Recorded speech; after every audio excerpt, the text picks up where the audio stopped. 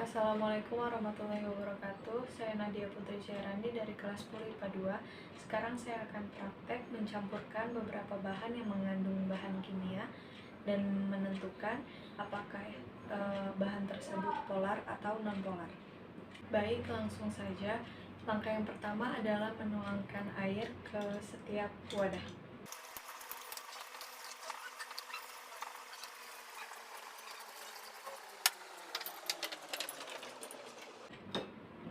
Sudah, dan langkah yang kedua adalah memasukkan satu persatu bahan ke setiap gelas. Yang pertama adalah gula. Yang kedua adalah sabun cuci piring.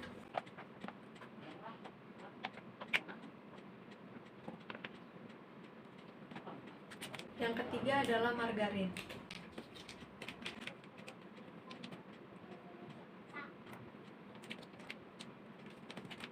Dan yang terakhir adalah minyak goreng.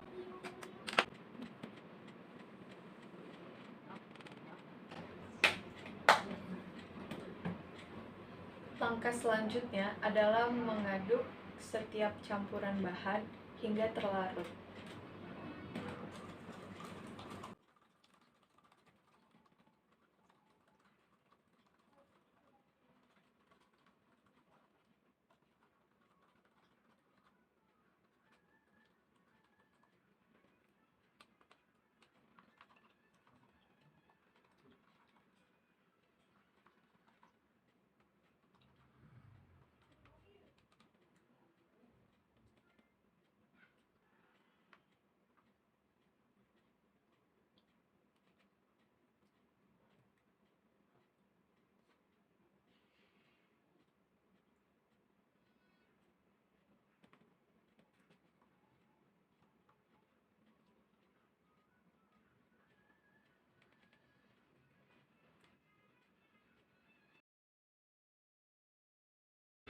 Langkah yang keempat adalah mengamati apa yang terjadi pada setiap larutan. Yang pertama adalah larutan gula, larutan sabun cuci piring, larutan margarin, dan terakhir larutan minyak.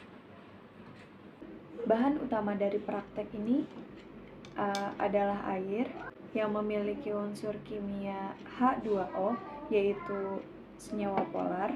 Nah, pada larutan pertama ada gula yang memiliki unsur kimia C12H22O11, yaitu senyawa polar juga.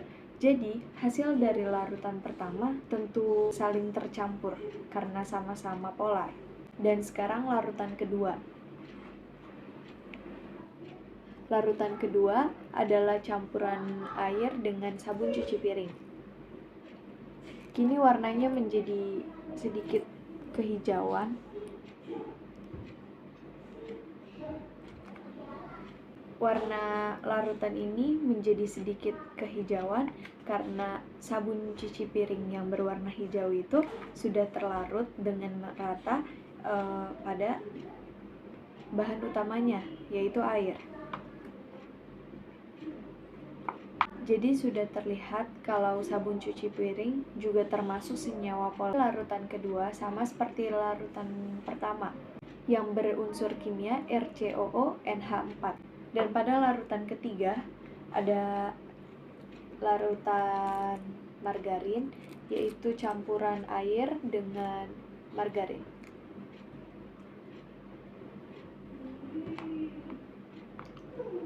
Dia tidak tercampur.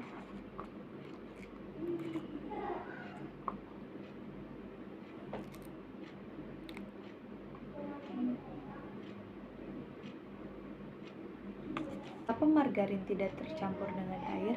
Karena margarin berunsur kimia C16H32O2, yaitu senyawa nonpolar. Jadi, air yang termasuk senyawa polar tidak dapat disatukan. Serta larutan yang terakhir, yaitu larutan keempat, ada larutan minyak.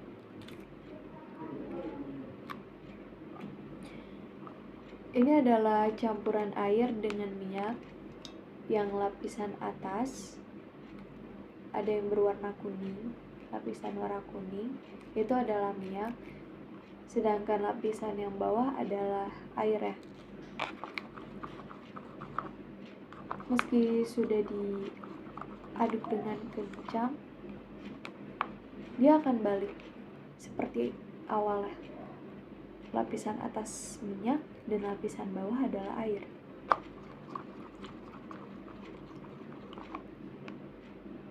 Nah, tetap. Jadi, larutan keempat sama seperti larutan ketiga. Minyak ini memiliki unsur kimia C17H33NOOH, yaitu termasuk dengan senyawa nonpolar.